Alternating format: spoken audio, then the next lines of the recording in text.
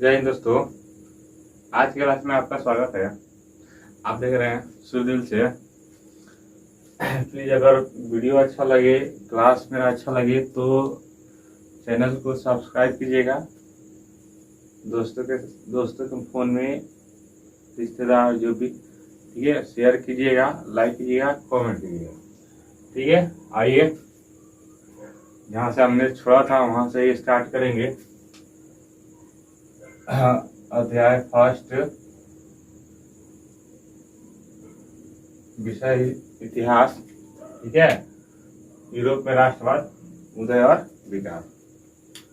तो स्टार्ट करने से पहले हम लोग, जैसे कि लास्ट हम लोग इटली के एकीकरण का अंतिम चरण पढ़े थे। ठीक है, उसके बाद जस्ट हम लोग को पढ़ना है जर्मनी का एकीकरण। ठीक है, यानी इटली खत्म हुआ तो वही फिर जर्मनी के एकीकरण के बारे में पढ़ना है। तो आइए स्टार्ट करते हैं। कह रहे 19वीं शताब्दी के पूर्वार्ध, यानी 19वीं सदी के पूर्व, ठीक है, इटली के साथ साथ जर्मनी का भी एकीकरण हुआ। यानी इटली का जब एकीकरण हुआ तब साथ ही साथ इसका भी, जर्मनी का भी एकीकरण हुआ। ठीक है, कह रहे सन 1870 के पूर्व नॉर्डिक ट्यूटन प्रजातियों का देश जर्मनी, यानी जर्मनी किन प्रजातियों का देश था? तो नॉर्डिक ट्यूटन प्रजातियों का देश जर्मनी। और अनेक छोटे बड़े राज्यों रजवाड़ों में विभक्त था। ठीक है, यानी छोटे बड़े राज्य में, ठीक है, विभक्त था, जो कि रजवाड़ों का राज्य था। ठीक है, और विभक्त था, यानी बटा हुआ था। ठीक है, कह रहा है यह मतलब कौन? जर्मनी। कह रहा है जर्मनी सही मायने में एक नए राष्ट्र नहीं बल्कि जर्मन भाषी राज्यों का एक समूह था। यानी जो जर्मनी था तो सही मायने में क्या था कि एक नए राष्ट्र न होकर ये बल्कि जर्मन भाषी, ठीक है, यानी जर्मन भाषी राज्यों का क्या था? एक समूह था। ठीक है, और इसमें 300 राज्यों और प्रशासनिक इकाइयां थी। ठीक है, यानी जर्मनी में लगभग 300 राज्य और प्रशासनिक इकाई मतलब हिस्सा था। ठीक है, कह रहा है मोटे तौर पर, ठीक है, जर्मनी 3 भागों में बटा था। ये जर्मनी मोटे तौर पे, बड़े स्तर पे 3 भागों में बटा था। ठीक है, उत्तरी, मध्य और दक्षिणी, यही 3 भाग थे, उत्तरी, मध्य और दक्षिणी। ठीक है, कह रहा है कि उत्तरी भाग में, ठीक है, यानी उत्तरी भाग में प्रसा कौन, यानी उत्तरी भाग में कौन था? 3 में बटा था, उत्तरी, मध्य और दक्षिणी। तो उत्तरी भाग में प्रसा और सैक्सोनी, ठीक है, सैक्सोनी, ठीक है, प्रसा और सैक्सोनी। कह रहा है मध्य में राइनलैंड और दक्षिण में बवेरिया जैसे राज्य प्रमुख थे। ठीक है, यानी इन भागों में ये राज्य प्रमुख थे। यानी उत्तरी भाग में प्रसा और सैक्सोनी क्या था? प्रमुख राज्य था। ठीक है, और मध्य भाग में राइनलैंड प्रमुख राज्य था और दक्षिणी भाग में क्या था? बवेरिया प्रमुख राज्य था। ठीक है, और इन राज्यों में राजनीतिक, सामाजिक अथवा धार्मिक एकता नहीं थी। ठीक है, इसमें एक चीज की कमी था कि ये राजनीतिक स्तर पे भी एक नहीं थे, सामाजिक स्तर से भी एक नहीं थे और धार्मिक स्तर से भी एक नहीं थे, मतलब इनमें एकता नहीं थी। कह रहा है कि उत्तरी राज्यों में प्रोटेस्टो और दक्षिण राज्यों में कैथोलिक संप्रदाय वाले बहुल संख्यक थे। ठीक है, यानी कह रहा है उत्तरी राज्यों में प्रोटेस्टो और दक्षिणी राज्यों में, ठीक है, कैथोलिक संप्रदाय वाले बहुसंख्यक, मतलब वहाँ जनसंख्या थी, बहुसंख्या थी, ज्यादा जनसंख्या था। ठीक है, कह रहा है नेक्स्ट की राजनीतिक दृष्टि से विखंडित होते हुए, सॉरी, राजनीतिक दृष्टि से विखंडित होते हुए भी, कह रहा है कि ये बहुसंख्यक थे, राजनीतिक दृष्टि से क्या थे, बहुखंड मतलब कि छोटा, मतलब बटा हुआ था, उस दृष्टि से भी क्या थे, संप्रदाय वाले बहुत अधिक थे। ठीक है, यानी कौन सा, कैथोलिक संप्रदाय वाले। ठीक, कह रहा है कि 1806 के पूर्व तक, कब, 1806 के पूर्व तक ये सभी राज्य पवित्र रोमन, ठीक है, पवित्र रोमन साम्राज्य के प्रति समान श्रद्धा की भावना से जुड़े हुए थे। ठीक है, यानी इनके अंदर एक भावना था पवित्र रोमन साम्राज्य, उसके प्रति क्या हुए थे, ये सम्मान श्रद्धा से जुड़े हुए थे। ठीक है, और है डायट, इसके बाद कर डायट अथवा संसद के द्वारा भी ये राज्य एक दूसरे से संबंध में थे, यानी एक दूसरे से ये संबंध में थे। वो क्या कि डायट, यानी कहा जाए डायट को संसद कह सकते हैं, यानी संसद के द्वारा भी ये क्या थे, एक दूसरे से जुड़े हुए थे, यानी इनके बीच एक दूसरे का रिश्ता था, एक दूसरे से जुड़ा हुआ था। और संसद में 300 राज्यों के प्रतिनिधि भाग लेते थे। ठीक है, यानी इस संसद में, ठीक है, 300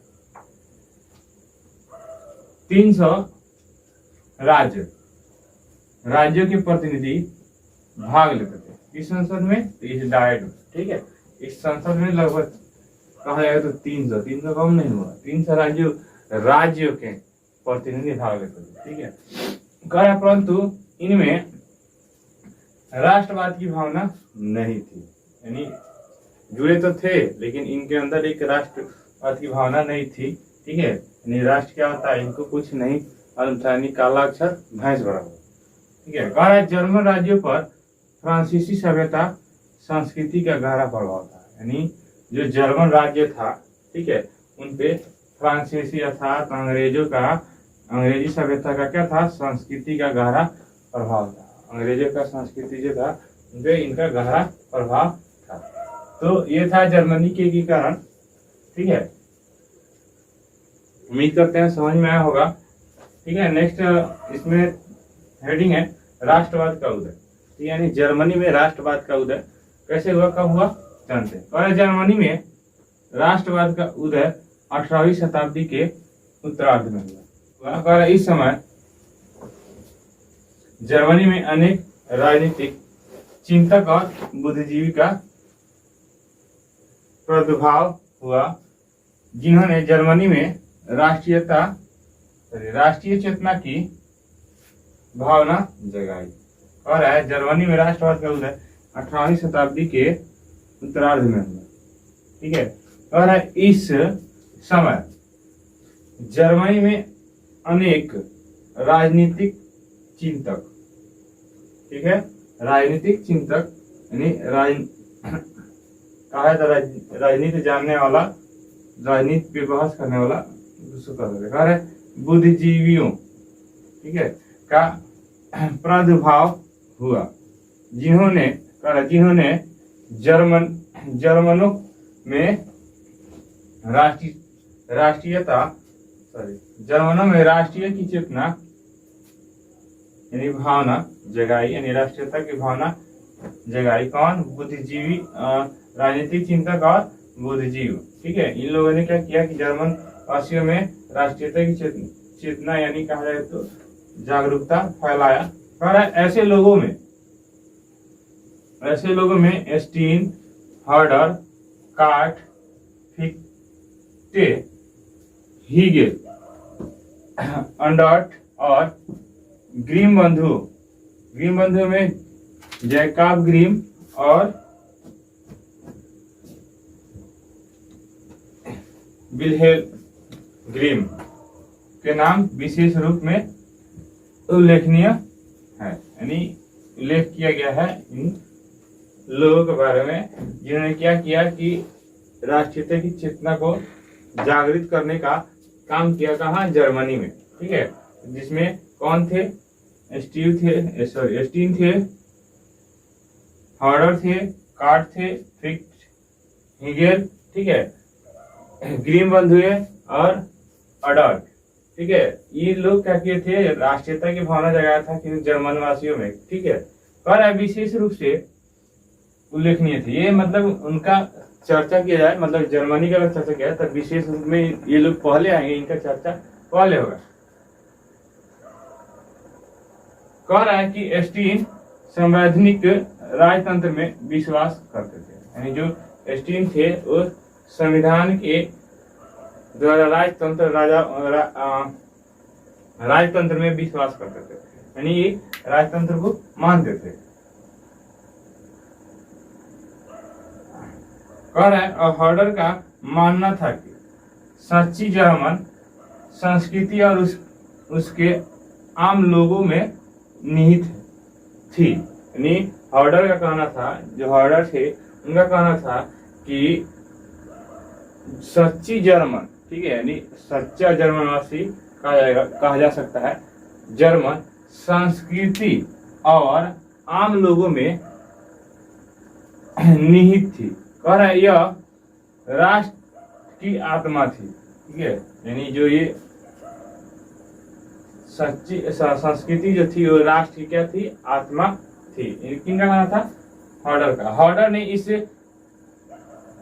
बोल्काजिस्ट नाम दिया, यानी इसको बोल्काजिस्ट नाम किसने दिया, तो हॉर्डर ने, यानी इसे हॉर्डर ने क्या किया, एक नाम दिया जिसका नाम क्या था, बोल्काजिस्ट, ठीक है, नाम दिया। कहा हॉर्डर के दार्शनिक चिंतन ने, ठीक है, यानी जो हॉर्डर के दार्शनिक चिंतन थे उनके जर्मनी में संस्कृति राष्ट्रवाद की नींव डाली, ठीक है, यानी जो हॉर्डर के दार्शनिक चिंतक थे, ठीक है, उन्होंने जर्मनी में क्या किया, संस्कृति राष्ट्रवाद की क्या थी, नींव डाला, मतलब कि नींव रखा। कह रहा है इसका तेजी से प्रसार हुआ, इसका मतलब कि इस जर्मन संस्कृति राष्ट्रवाद का तेजी से क्या हुआ, प्रसार हुआ, ठीक है। हॉर्डर से प्रेरणा लेकर ग्रीम बंधु, ठीक है, यानी ग्रीम बंधु में कहा जाता है जैगविन ग्रीम और विल्हेल्म ग्रीम, ठीक है, ग्रीम बंधुओं ने जर्मन लोक कथाओं का संग्रह ग्रीम फेरी टेल्स, ठीक है, संग्रह का है तो ग्रीम फेरी टेल्स प्रकाशित किया, ठीक है, मतलब एक कहा जाता है कि पुस्तक नहीं, एक न्यूज़पेपर कहा जा सकता है, या फिर क्या बोलते हैं, शब्दकोश जो होता है, जैसे मैगजीन आता है हम लोग, वैसे कहा जाता है ग्रीम फेरी टेल्स, ठीक है, नाम से इन्होंने क्या किया, प्रकाशित किया। कर रहा है साथ ही जर्मन भाषा का शब्दकोश भी प्रकाशित किया, यानी जर्मन भाषा का जो शब्दकोश है, जैसे हम लोग हिंदी का शब्दकोश आता है, ठीक है, उसमें सब कुछ दिया जाता है, कहा लेकर मतलब स्वर और वर्ण दोनों दिया जाता है, संधि दिया जाता है, मतलब कि समास दिया जाता है, मतलब व्याकरण की हर एक चीज दिया जाता है। उसी प्रकार इन्होंने क्या किया कि जर्मन भाषा का जो शब्दकोश था उसने क्या किया, प्रकाशित किया, मतलब कि किस शब्द का अर्थ क्या होता है, ठीक है। जैसे कांट ने क्या किया, स्वतंत्रता पर बल दिया, यानी जो कांट थे उन्होंने क्या किया कि स्वतंत्रता पर बल दिया कि हाँ जर्मन को स्वतंत्र किया जाए, ठीक है, इन्होंने बोल दिया। हीगेल ने ऐतिहासिक द्वंद्ववाद की व्याख्या तथा राज्य में सर्वोच्च सत्ता की संकल्पना की, ठीक है, यानी जो हीगेल थे उनका वो क्या किए कि ऐतिहासिक द्वंद्ववाद की व्याख्या किया, ठीक है, साथ ही क्या किया कि राज्य में सर्वोच्च सत्ता की कल्पना किया, ठीक है। कह रहा है हीगेल ने इतिहास की प्रक्रिया का उद्देश्य स्वतंत्रता की उपलब्धियों बताया, यानी कह रहा है जो हीगेल थे उन्होंने क्या किया, इतिहास की प्रक्रिया का उद्देश्य क्या बताया कि स्वतंत्रता का उपलब्धि, ठीक है, इन्होंने बताया कि जो इतिहास की प्रक्रिया है वो प्रक्रिया का उद्देश्य है क्या है, स्वतंत्रता की उपलब्धि, ठीक है। कह रहा हीगेल के विचारों से यानी हीगल के विचारों से प्रभावित होकर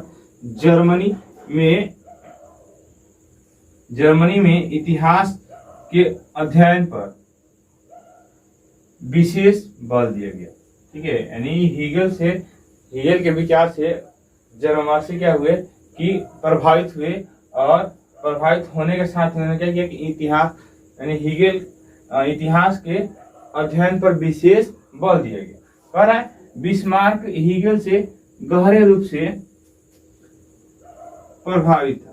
जो बिस्मार्क था, ठीक है, वो हीगल से गहरा रूप से प्रभावित था। कह रहा है अंडर्ट ने अपनी कविताओं के माध्यम से राष्ट्रीयता की भावना जागृत की। यानी जो अडल्ट उन्होंने क्या किया कि अपनी कविताओं के, मतलब वो कवि थे, कवि मतलब कि कविता वो अपने कविताओं के माध्यम से क्या किया, राष्ट्रवादी भावना को क्या किया, जागृत किया, मतलब जागरूक किया। ठीक है, कह रहा है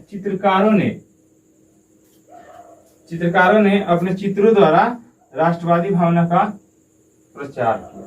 ठीक है, यानी जो चित्रकार थे जर्मनवासी, जर्मनी में रहने वाले जो चित्रकार थे, उन्होंने क्या किया कि अपने चित्रों के माध्यम से वहां के आवाम को, वहां की जनता को, ठीक है,